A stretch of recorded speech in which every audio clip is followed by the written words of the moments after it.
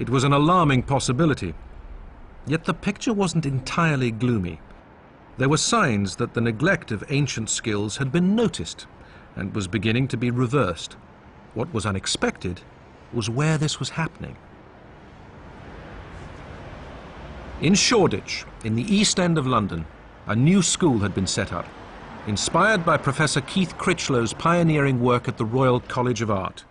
Its remit was to teach and foster the knowledge and skills of traditional Islamic and Eastern arts.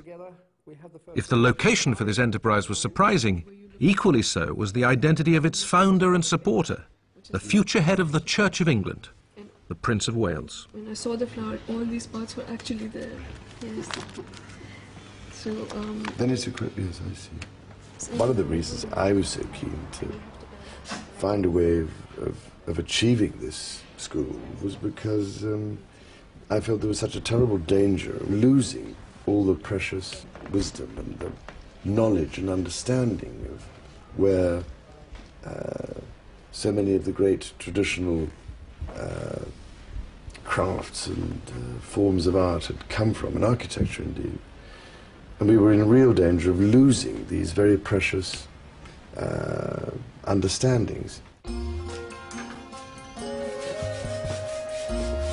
Although the school teaches a range of traditional arts, its work does have a special emphasis. It is fundamentally important that the school preserves the crafts of and the heritage of the Islamic world, because we believe that these have been disappearing at such a fast rate over the last few years. We have students from all over the world, from different cultural backgrounds, who come in to study this idea and to find a contemporary expression, which in a way is extending these traditions into the contemporary world. The school teaches the principles on which traditional design is based, but it doesn't stop with theory. Students here are taught crafts, carefully learnt skills that have been handed down over generations. The importance of preserving the craft is actually much more fundamental than just preserving techniques of making beautiful objects. It's about understanding a universal principle. It is a language which links us to the natural order of being. Craftsmanship from all over the world, whether it's from the Hindu tradition, the Muslim or the Christian tradition, has always understood that to create beauty in the world, it has to work on a level of inspiration. There is a sense of divine inspiration which expresses itself in the order of nature around us in the natural world. Nature is itself governed by mathematical rules, from the symmetry of a cut apple to the structure of a crystal. The language of geometry is all around us, and there's a widespread sense that mathematics, and geometry in particular, is the language of the Creator.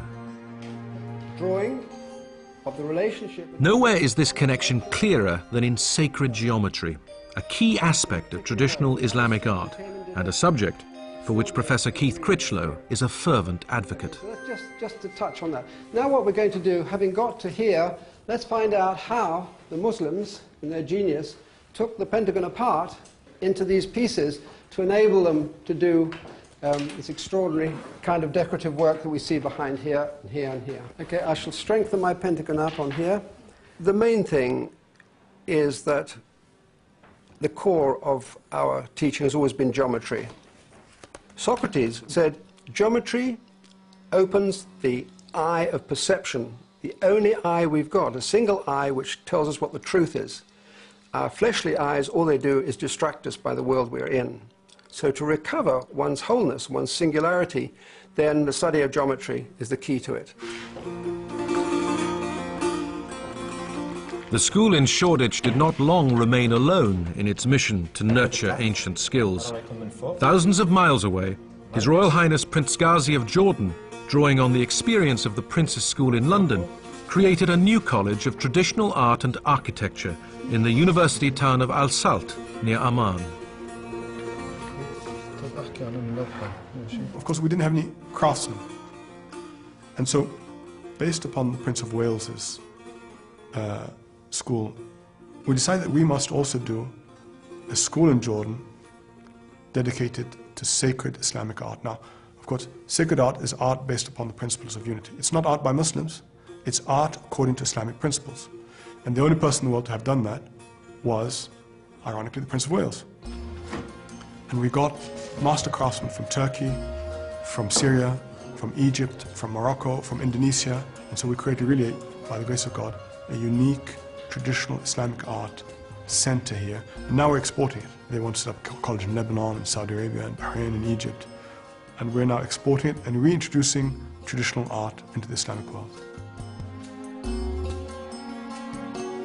Together, these two centers of excellence are at last halting the loss of ancient knowledge and stimulating a rebirth of interest in traditional skills. It's a movement that goes beyond the boundaries of Islam to universal design principles.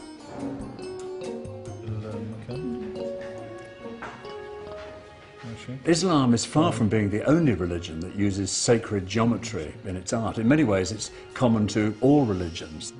And this sacred geometry, this sacred art, is often used as an aid to contemplation, as a help with worship. But it's also to do with impressing people, with power and awe. It's wonderful, it's worshipful, but it's also a tiny bit scary. This sense of order and wonder has got a lot to do with the symmetries and proportions of what we're seeing or perceiving.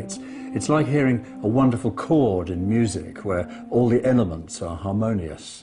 And within nature itself, there's a lot of balance and harmony, which has been a great inspiration for religious art across the ages, not least Islamic art.